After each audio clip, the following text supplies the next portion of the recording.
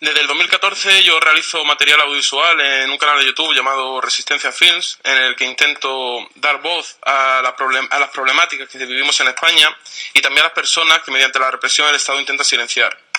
Por esto, en julio de 2017, recibí una citación a la Audiencia Nacional por enaltecimiento del terrorismo en todo el contenido de mi canal.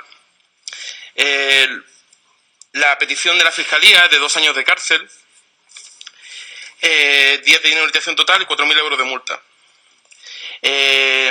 Aunque acusan a todo el canal de tener un contenido de enaltecimiento del terrorismo, principalmente señalan 20 vídeos como los más peligrosos, entre los que se encuentran Represión, un arma de doble filo, un documental donde entrevisto a 7 personas que han sido represaliadas por su actividad política entre el 2011 y 2013, un vídeo de denuncia del exterminio en prisión por desatención médica de Isabel Aparicio, presa política comunista del PCR, en el 2014, un videopoema donde pongo imágenes al poema Mereció la pena de Manuel Pérez Martínez, camarada Arenas, preso político del PCR, condenado a cadena perpetua encubierta y único secretario general de un partido comunista en Europa desde Dimitrov. La lista es muy extensa y en total son 1000 folios donde transcriben y ponen fotogramas de todos los vídeos del canal.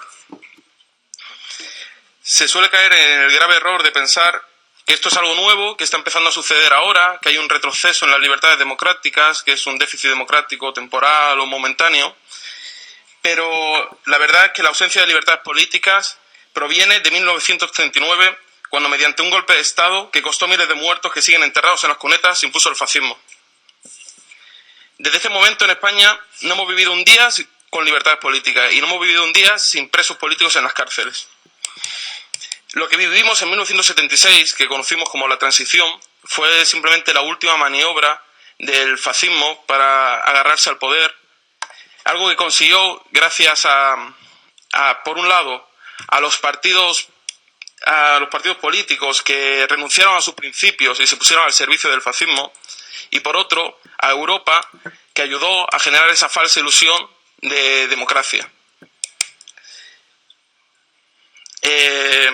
Como la censura y la persecución por actividades políticas no es algo nuevo, y varios ejemplos de eso son la ilegalización de partidos políticos como el PCR o Batasuna, los cientos de asesinados en manifestaciones, comisarías o por el terrorismo de Estado, las cientos de manifestaciones ilegalizadas cada año. También tengo aquí una especie de recorrido histórico de casos de libertad de expresión que han sido censurados, son bastantes páginas, voy a nombrar solo algunas. En 1976, en marzo, en Madrid, la Guardia Civil secuestra y tortura al periodista José Antonio Martínez Soler, director de la revista Doblón. En 1977, en mayo, detienen al periodista Gregorio Morán en la redacción del diario 16, acusado de publicar un artículo contra el comisario de policía Conesa. La orden de detención la dicta un juez militar. En 1978, en enero, el gobierno civil de Barcelona prohíbe el Festival por la Libertad de Expresión organizado por artistas e intelectuales en solidaridad con la compañía de teatro El Joglars. En 1979, detenido y encarcelado el editor del El Libro Rojo del Cole, una obra que fue secuestrada por la Audiencia Nacional y retirada en las escuelas y bibliotecas. En 1980, secuestro y censura del documental Rocío, dirigido por Fernando Ruiz Vergara. En 1981, febrero, vuelve a ser secuestrado la revista Punto y Hora, al denunciar la muerte por tortura de Joseba Arregui. En 1983, la policía detiene a los miembros del grupo Escorbuto y les aplica la legislación antiterrorista por grabar una maqueta.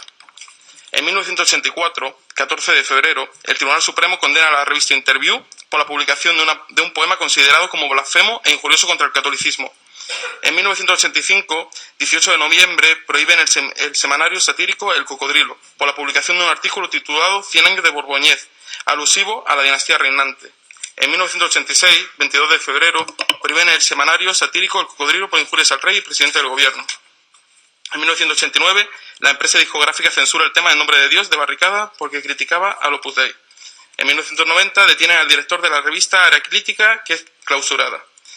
En 1993, en enero, de la Consejería Vasca de Interior asalta la sede del diario Egin y detiene al periodista Pepe Rey cuando se recuperaba en la UBI de una delicada operación cardiovascular. La encarcelaba en el hospital penitenciario de Carabanchel. La Ertzaintza registra la sede del diario Egin, incautando material informativo del equipo de investigación. Los jueces secuestran el libro del periodista Juan Ignacio Blanco que pasó en Alcácer sobre el oscuro asesinato de 3 adolescentes en una localidad valenciana. En 2000, en marzo, la Agencia de Protección de Datos invade la sede de Nodo 50, cierra la web y luego sanciona a la Asociación contra la Tortura. En 2002, condenan a Luis Alfonso Menéndez de Vigo por un delito de injurias contra el rey por crear una web Robo Real. En 2003, en febrero, la Audiencia Nacional cierra Egunkaria, el único diario en euskera, y detiene a 18 trabajadores. Y son cientos y cientos de casos de la libertad de expresión hasta hoy.